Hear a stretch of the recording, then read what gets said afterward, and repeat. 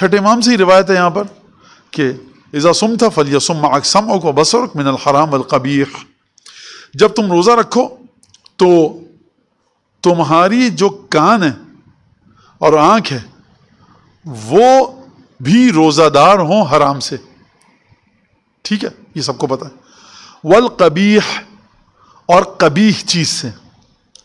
یہ قبیح کیا ہے؟ یہ قبیح واقعاً بری چیز، حرام نہیں ہے دیکھنا، سننا حرام نہیں ہے، دیکھنا حرام نہیں ہے، لیکن قبیح ہے، اچھی چیز نہیں ہے، صحیح نہیں ہے یہ چیز۔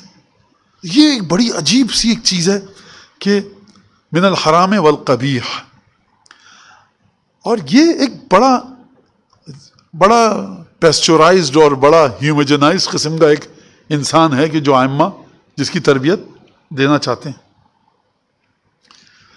یہ چیز شامل ہوتی ہے آج کل، ابھی میرے ذہن میں مثال آئی ہے، ایک آدمی جا رہا تھا، ایک خاتون جانی تھی، جس نے یہ کام کیا اس نے گناہ کبیرہ انجام دیا بعض موقعوں کے لحاظ سے۔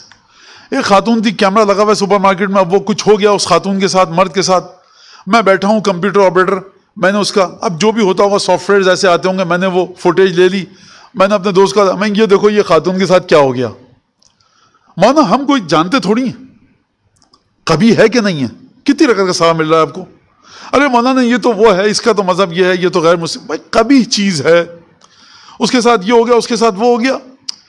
تو یہ جو شیئر کرنا، اور وہ 1 ملین 2 ملین 10 ملین، بقول کسی صاحب کے مولانا آپ کے ہوش اڑ جائیں گے اگر آپ کو تعداد بتاؤں کہ 20-30 ملین بعض ویڈیوز پہ بڑے آسانی سے ایک ہفتے کے اندر آ جاتے ہیں۔ آپ دیکھیے لوگوں کے پاس وقت کتنا ہے، آپ نے جلدی سے اس کو، آپ نے سے مطلب جو لوگ ہیں ایسے، انہوں نے کر دیا۔ یہ قبیح ہے، اس کا دیکھنا، اس کا وہ تمام کی تمام کام چیزیں، یہ صحیح نہیں ہے چیز، لہٰذا یہ ایک بڑا اہم مسئلہ ہے۔ حتیٰ ہم نے دیکھا ہے اور جو ہمیں بتایا گیا ہے کہ کوئی قبیح چیز ہو رہی ہے، آپ کچھ ربط نہیں ہے آپ کا، وہاں سے ہٹ جائیے، اپنی نگاہوں کو، کانوں کو وہاں سے ہٹا لیجیے۔ والقبیح ودع المراء، بحث برائے بحث کو کہتے ہیں میرا۔ آپ نے دیکھا، آپ نے اپنی بات کر دی، سامنے والے نے اپنی بات کر دی، تو اب بڑے پیار و محبت کے ساتھ، ہیلے بہانے کے ساتھ بات کا رخ کہیں اور موڑ دیجئے۔ دع المراء، میرا بحث برائے بحث کو چھوڑ دو۔ وَأَذَى الْخَادِمِ، جو تمہارا خادم ہے تمہارے گھر میں، آفس میں، کہیں پہ بھی، اس کو تم اذیت مت دو۔ دیکھیں ایک ہوتی ہے چیز اذیت دینا، ایک ہوتی ہے بھائی آپ کی ذمہ داری ہے۔ حتیٰ ذمہ داری کے سلسلے میں بھی انسان دیکھتا ہے کتنی لیوریج دے سکتا ہے کس کو، کتنی نہیں دے سکتا، یہ ایک الگ چیز ہے، لیکن اذیت دینا۔ وَلْيَكُنْ عَلَيْكَ وِقَارُ الصَّوْمِ، اب یہ عجیب جملہ ہے، واقعاً یہ میں جملے پڑھ رہا ہوں، لگتا ہے کہ میں خود پتہ نہیں کہاں پہنچ چکا ہوں، پہنچا کہیں بھی نہیں، آپ کے سامنے کرسی پہ بیٹھا ہوں، اور یہ واقعاً بڑا مشکل ہے ایسا روزہ رکھنا۔ اور امام کی آواز آئی عالم غیب سے، بھائی ہمارا روزہ تو ایسا ہی ہے،